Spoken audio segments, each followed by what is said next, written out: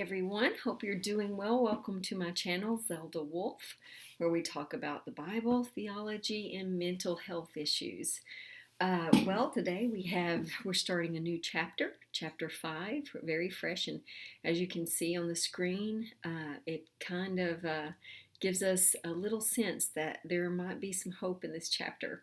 And so we're going to talk about the coming Messiah today, which is really a nice relief from some of the studies that we've done in the first 4 chapters, at least, with all the judgment and the doom that we have seen from the situation with Micah's 8th century time period with Judah and Israel. It's nice to see that there is a somewhat of a relief coming, in a sense, or at least a future hope. And this is what part of Micah 5 is about. So let's get started in that, but I want to remind you that in Micah Chapter 4, 1 through 13, Micah introduces the greatness of the ruler's kingdom. And if you recall, last week we talked about what the kingdom will look like. And he had said things like there will be no more war, and people will get along, and the Lord will teach them. And one of the things we talked about is trying to conceptualize a world where that seems like it could actually come to pass.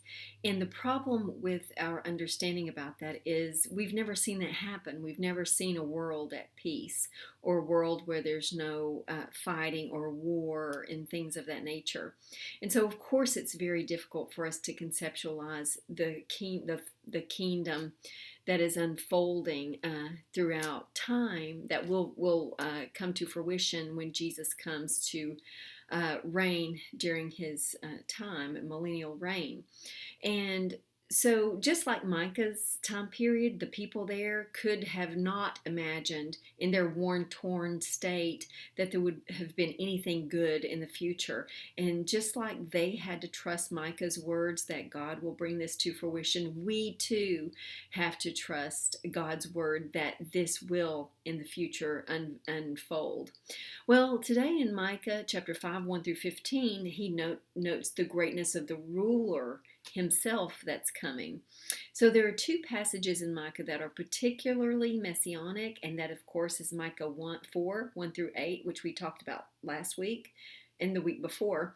And today we're talking about Micah chapter 5, 2 through 5. So these 2 passages are important passages talking about the coming Messiah.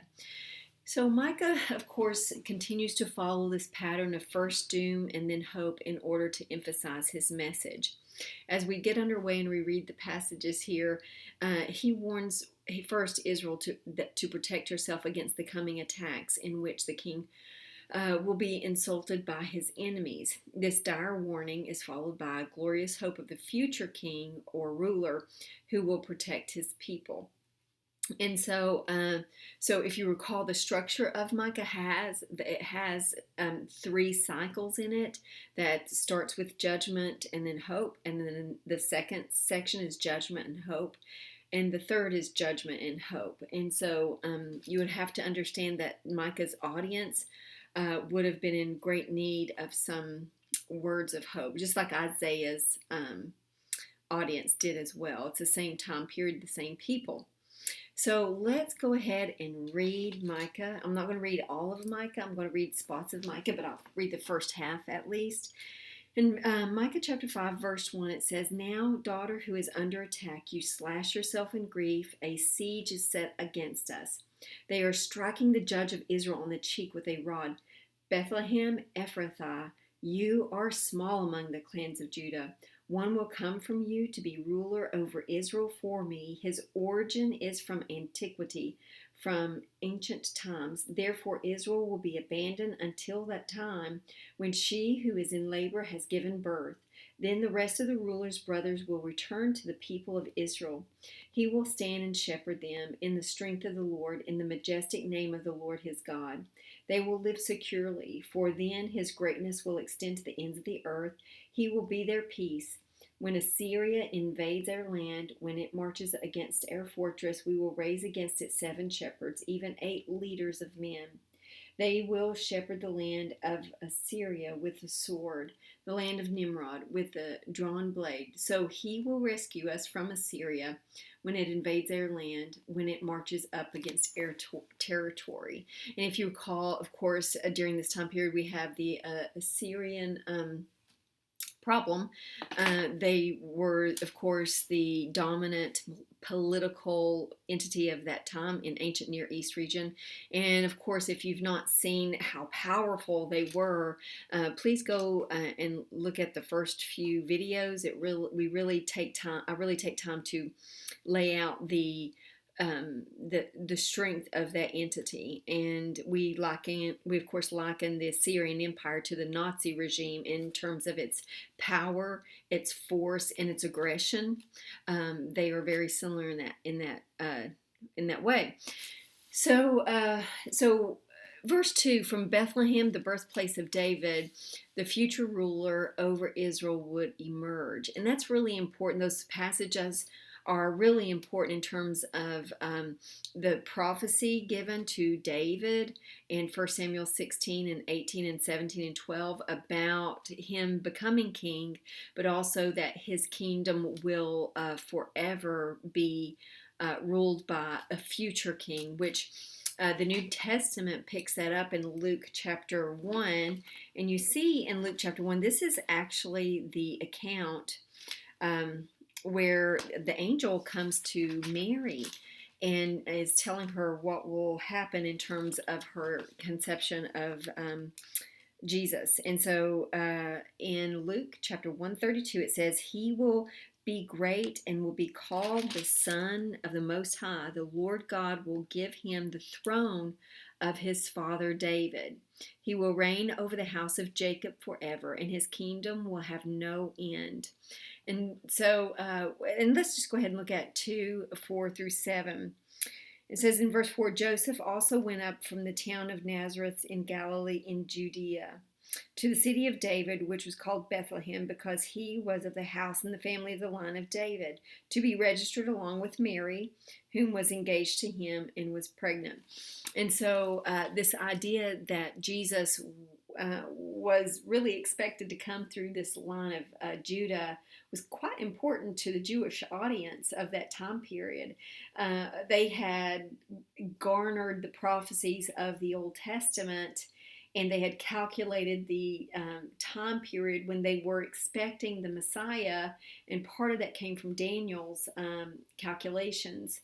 And when Jesus was to arrive in that first century, and one of the examples, kind of a sort of a little metaphor, would be the religious leaders were tippy-toeing over the fence, looking expectingly that the Christ would come during that time period, and of course he did. And so part of their criteria for judging whether when the Messiah had come was a very big part of that was, is this Messiah coming from the line of Judah?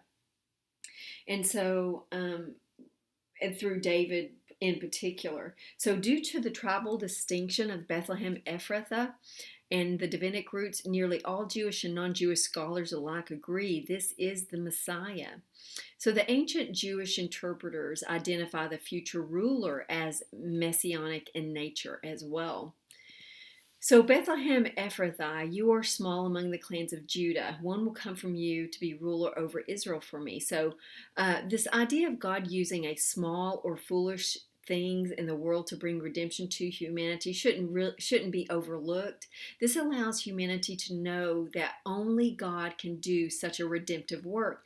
And this is kind of a thread that you see throughout Scripture, is God doing these things that just doesn't seem like it would work. If we were in charge, we certainly wouldn't have done it that way.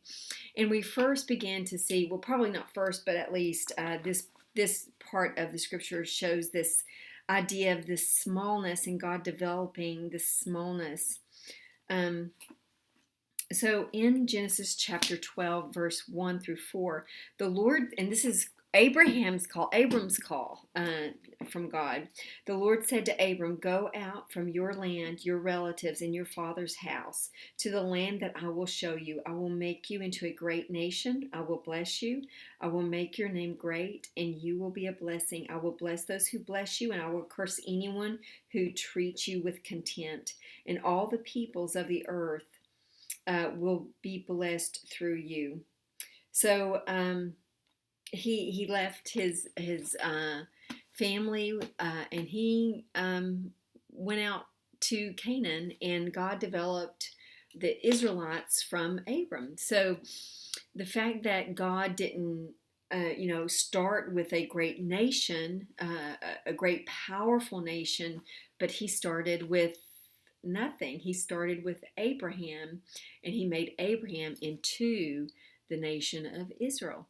And so this idea of starting small is important because it helps us to understand that God is responsible for the redemption of mankind, and mankind they can't take credit for their own redemption, for being great as a nation or being righteous as an individual. We can't take credit for that. Only God can take credit for such an act.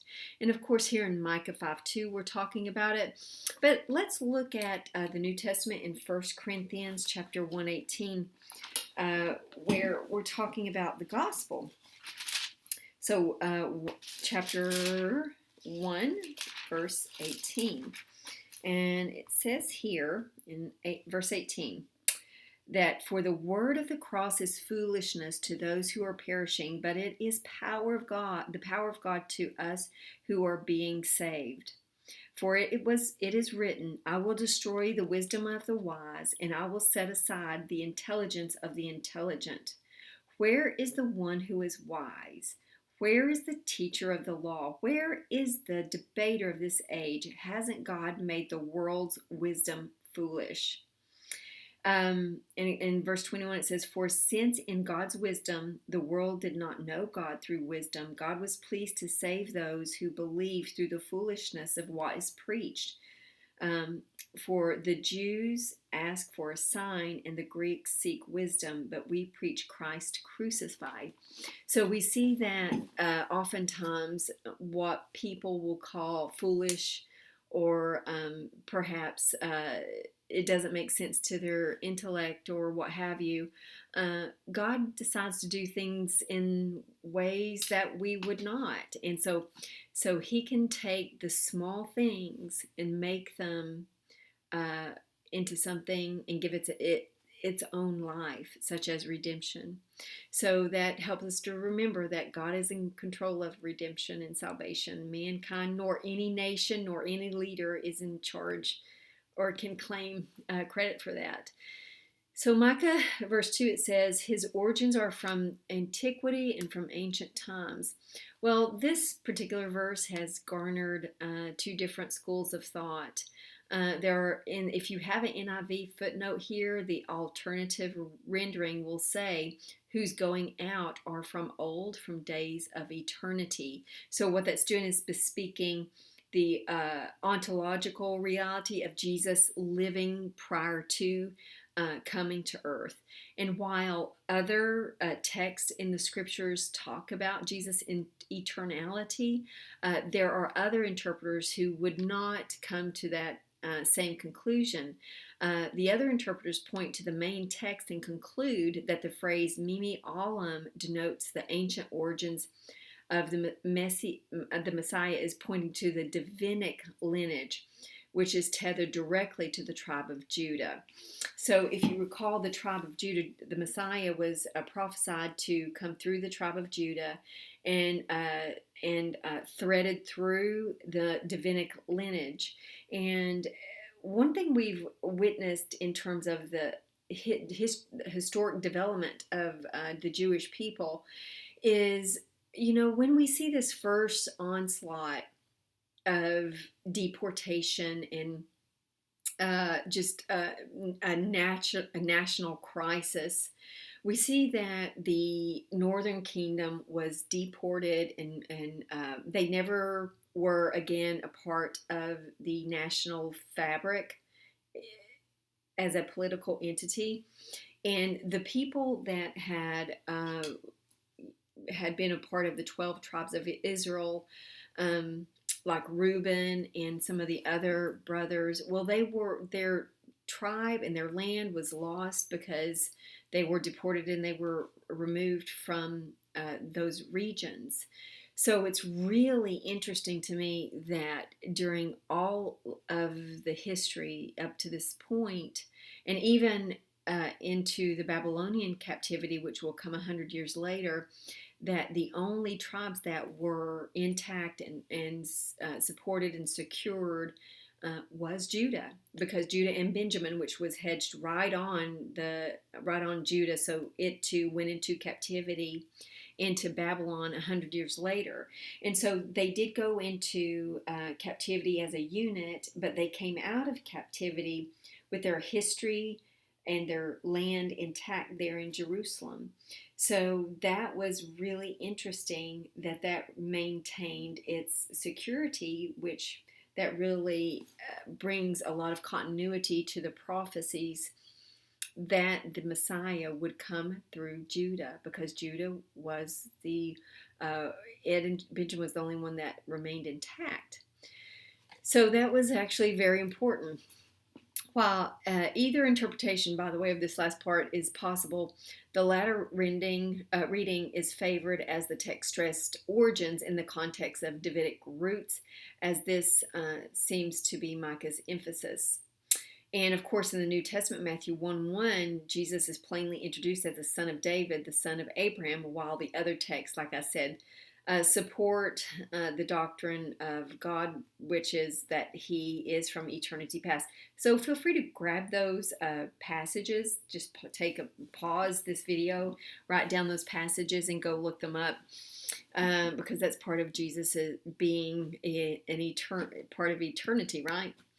So the word study ruler here is interesting. It's interesting that this text used ruler rather than king melech. The Hebrew word, a derivative of masal, meaning ruler, is used rather than melech, which is king. A number of Hebrew words are used to denote rule or dominion. Well, authority-linked words are understood within their context, but always convey responsibility, care, superiority, dominion, and power. So masal is used over 80 times in the Old Testament, denoting authority in general.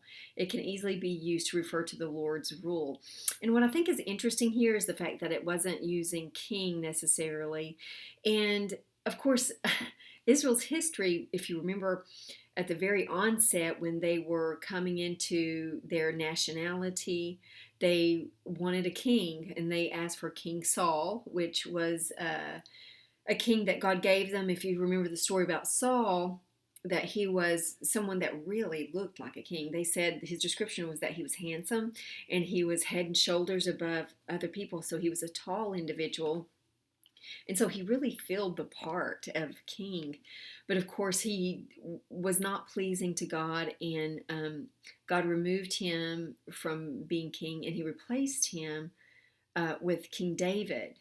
So King David also was although he wasn't like physically the picture of a king, because when the prophet had gone to Jesse's house, remember Jesse was David's dad, and when the prophet had gone to his house to look for this king that he was supposed to identify, well, Jesse had 7 sons, and they were off to war, and there were some that were there, and David was the youngest, and he was the runt of the group, and so he didn't really necessarily fit the description of a future king.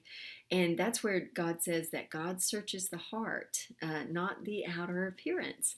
And so he was chosen as king by the prophet at that time, and he did indeed become king.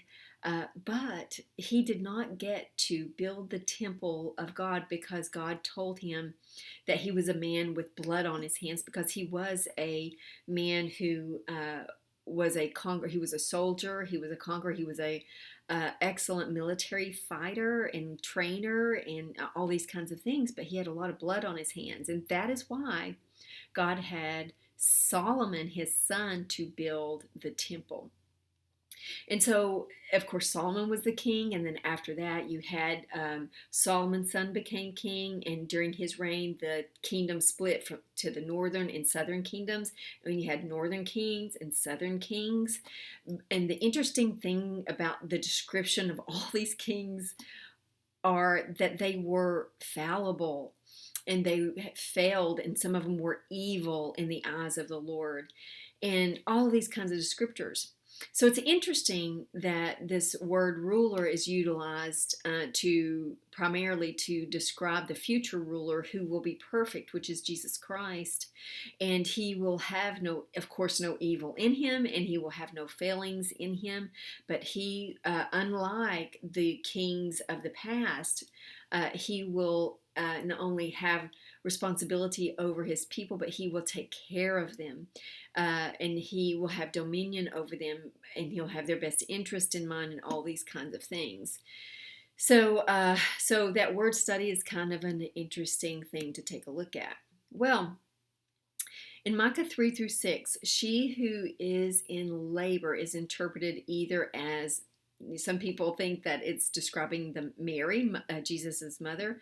Some people think it's Bethlehem, and some people think it's Judah. But most commentators, along with myself, I fall into the latter, that it is a Judah interpretation.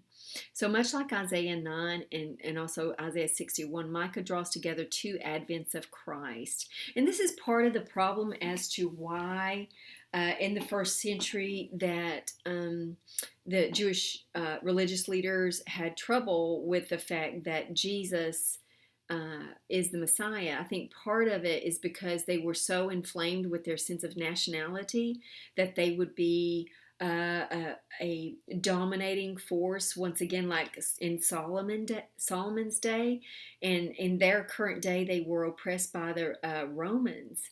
And so they were expecting a king to roll into town and deliver them from the Roman oppression. And that did not happen with Jesus. He was not born as a king. He came as a child in a manger, and he came as a carpenter's son. And so he didn't fit their ideas of what they thought the king should be. And part of that is because looking at the Old Testament, sometimes both of the advents of Christ is conflated together. And if you recall, the Bible is progressive revelation, and that is the New Testament helps us to understand more clearly the Old Testament. And so in Isaiah and also in Micah, we see this conflation of Jesus' first advent. And that first advent was very critical to ushering in redemption for not only Jewish people, but Gentiles, and that is to say, all of humanity. Jesus procured redemption and making a way for our redemption through his crucifixion for all of mankind, so that the Gentiles could be engrafted into the whole redemption process. And so that first advent was very critical in that point of view. And so, but still we have another advent, and that is Jesus's second coming in the millennial reign. And so, unlike the religious leaders of Micah's day, the Messiah will rule over them, shepherd his flock in care and guidance and protection, and destroy Israel's enemies. And so that describes the second advent. So part of the hope that Micah is extended to the people on the ground at the time is certainly what I just read to you, but also the remnant of Jacob. And we don't, I'm not going to take time to read the rest of Micah here, but if you have time, please take time to go and read chapter 5, 7 through 15, where it's talking about the remnant of Jacob. And that refers to the survivors of this persecution that they're going to endure. And of course, they are enduring the onslaught of the Assyrian campaign. And later they will endure the 70-year captivity of Babylon. So, but it says like dew and like the showers of the grass these are similes expressing the newness and freshness of life that Israel would bestow upon other nations because she will again trust in her Lord. Well, this really fulfills the first part of God's intentions in Genesis chapter 12, which I read to you just a few minutes ago, that Abraham will be a blessing to all nations. And so the people of the Jewish people were the goal in the scheme of things were that this people would be developed from Abraham, Isaac, and Jacob, and that they would spread the knowledge and the characteristics and the information of this monotheistic God. And they, instead of doing that, they took other gods unto themselves and they corrupted themselves. So they were not able to carry out God's plan. So God made other means to get to have His will done. And that's interesting because oftentimes as Christians we feel like God needs us to complete His will, but we are placeable in terms of the kingdom work. We're not placeable in terms of children of God because we are His children as Christians, but in terms of the work that we do for His kingdom, we should really kind of think of it as we get to participate in kingdom work. Not that God really needs us per se. It's a joy to get to advance God's kingdom in the kingdom work, and however God has called you to do that. But God doesn't necessarily need us. I actually wrote a little blog on my website, zeldawolf.com.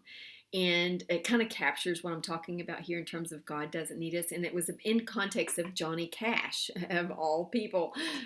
So if you want to go read that, zeldawolf.com, it's titled Walk the Line. Of course, it's titled after the movie Walk the Line. I really like that movie. It's such a good story, a good narrative. But God doesn't need us to fulfill His will. We get to participate in that. And so this whole idea of like dew and like showers on the grass, this language would have really hit the ear of the Hebrew at that time and would have been startling because they knew nothing at the time that was beautiful and showered and dew and newness and fresh, because they were enduring a very difficult onslaught, a siege from Assyria. If you want a paradigm to think about that, which we've used this many times in the study, is think about Nazi Germany during that time. Would we ever, in that region, would we ever said anything like, oh, that's like dew, it's like the showers of grass? No, we would have described it as nothing but death and devastation, right? And so for them to hear this promise meant something to His audience greatly, this promise of hope for the future. And so while they will again in the future be a blessing to people, this also verse says that yet she will be like a lion to other nations, overcoming her enemies, as her victory will be inevitable and ensured by the Lord, because the Lord will be on her side. So the metaphor of the lion stalking does not necessarily mean that the remnant will achieve victory by bloodshed. The metaphor rather portrays the remnant as having the power that cannot be resisted. The triumph of the remnant will not be achieved by the power of nations. So Micah states that the nations will not be able to withstand the power of the remnant. Both metaphors testify to the gathering triumph and power of this remnant. And the power of this remnant is its engine will be the ruler. And it's really to say that Jesus will not be able to be resisted when He comes to reign on earth. I know a lot of times as Christians, when we think about the afterlife even. We think about, our soul going to heaven, but in a real way, there will be a regeneration of the earth. And to think about Jesus in terms of reigning on the earth, we don't typically give space in our minds to think about that. I hope that you take time to think about what that would mean and what that would look like. If that happened today, what would that look like? Could you imagine? So, so it says here in verse 10, and this is the kind of the ending. We have a very short, somewhat of a short lesson this week. In that day will be the future period in which the Lord will remove from Israel all she depends upon and worships. The Lord will act in wrath against nations who disobeyed him. His vengeance reflects his status as supreme judge of the world. While his anger and wrath convey the Lord's righteous indignation against those reveling in corruption, rebellion, and paganism. So, in that day, one of the things that God was faithful in doing is purifying them. And God is purifying them at this stage from their idolatrous worship. And it's very costly to them as a nation and certainly as individuals. And the purification process, oftentimes we think of that in kind of a rose-colored glasses kind of scenario. But oftentimes purification is very painful. Purification is really, our minds really authentically should think about fire and purifications. And what that looks like. It's a painful process. And so God was faithful to remove the idolatry and the false worship from their midst, and he did it through all of these nations that oppressed them. However, that does not mean that God will allow these evil nations to get away with what they have done.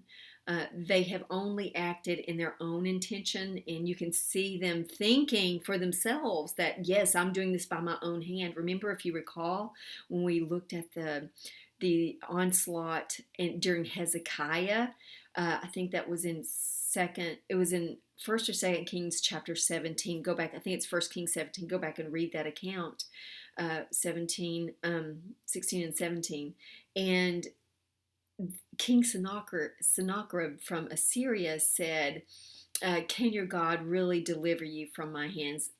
Have you seen what I've done to the other regions? Have you seen how I've taken people away and deported them? I have done this on my own will. And in a real way, he did. He did not realize God was utilizing him to purify his people. And so he took credit for all of that. And he was doing it from his own evil and ambitions, for sure. But what's interesting is that they don't get away with the evil that they committed against God's people. So what the people of Micah's time would be hearing from this this promise is that God will bring justice to the situation. And justice is a real really important fabric of the Old Testament, is the sense of justice. God is bringing justice to his own people for their sins, but God is bringing justice for the evil nations that have hurt and taken prisoner and captive and killed his people. And so this helps us to realize that God's vengeance and his anger and wrath, that's part of his righteous and his supreme justice and his righteous indignation. We don't have righteous indignation. We just have sinful anger. We don't have the kind of righteous indignation that God has, which is just as the word declares, righteous, and it's good and it's purposeful. So that's really important for the person in Micah's time listening to Micah's words, because this sense of justice is really important in that God has a future promise, and that their hope remains in God alone. It will not remain in their nation at the time. They had lost the northern nations, and the siege that is setting up against them against Assyria. They end up winning that. If you recall from our studies, Assyria never overtook Jerusalem. God protected Jerusalem during this particular siege, but of course, 100 years later, which we talked about a little bit last week, Babylon would come into that region and, of course, lay siege, destroy the temple, and take them back to Babylon. So it was very devastating indeed. So, so in that vein, I want to read something to you because I want to really help us to understand that there are times in our lives, just like these people during this time period, where there is no hope that we can see around us. Everything has been destroyed. Sometimes that happens. And tragedies come to us in many different ways. Sometimes tragedies come to our door because of other people, because of other people's sinful activities and sinful agendas and wickedness. Sometimes tragedy happens to us in that way. Tragedy can take our livelihoods, it can take our family. Sometimes tragedy takes even our mental capacities. And sometimes tragedy will even take our very lives. And tragedy comes from other people sometimes. Sometimes tragedy comes from just living in a fallen world where things happen like hurricane tornadoes or buildings falling on people for no reason. And there's just, we look around, we're like, what's the meaning of this? And it's just because we live in a fallen world.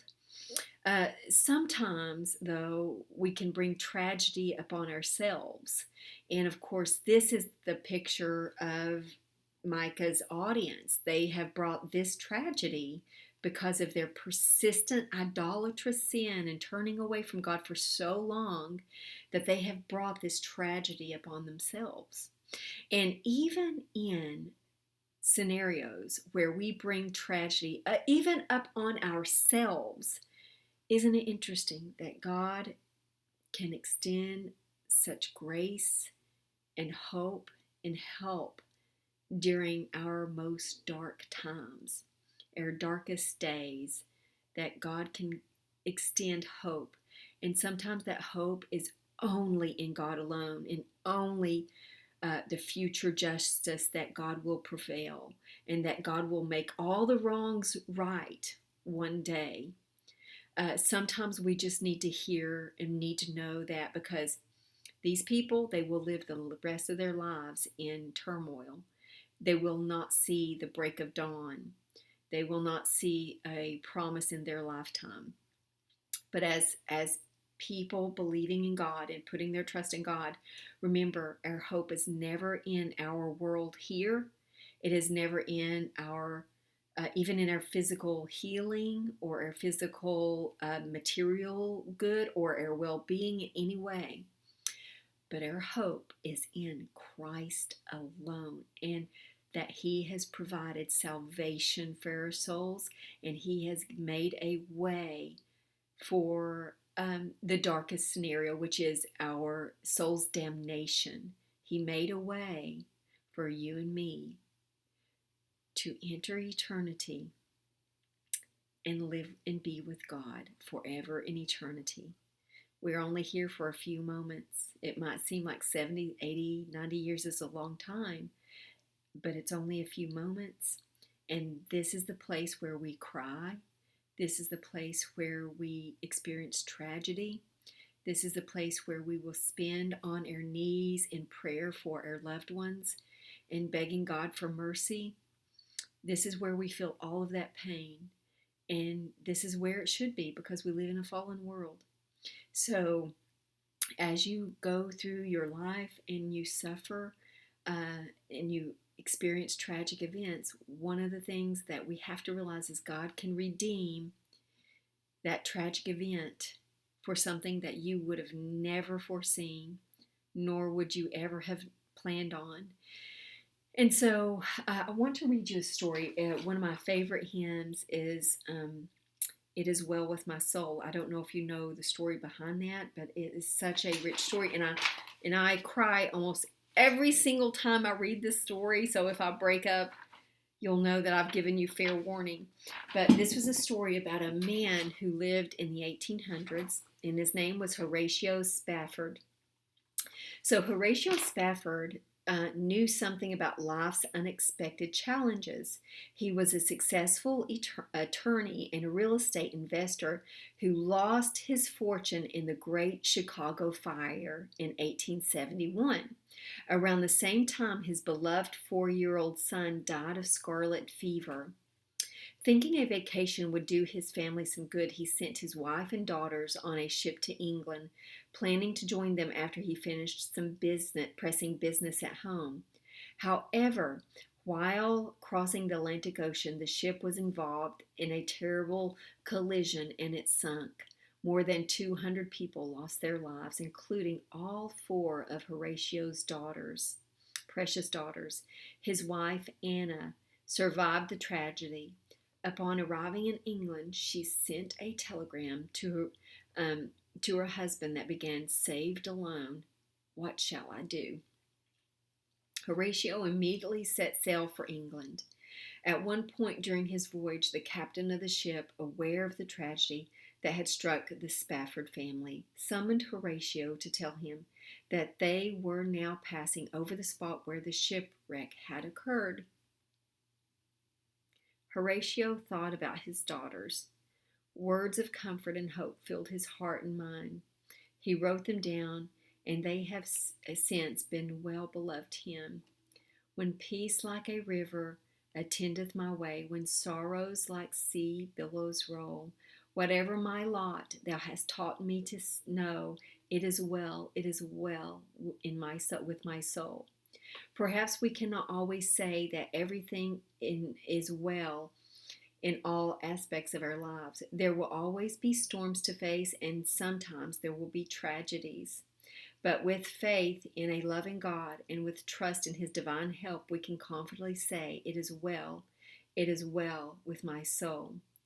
And so if you want to go and read the entire lyrics, it's really profound, because when he thinks about the plot that he has at that very time, that the lot rather that he's been dealt here, he says, though Satan should buffet, though trials should come, let the blessed assurance control that Christ has regarded my helpless state and has shed his own blood for my soul.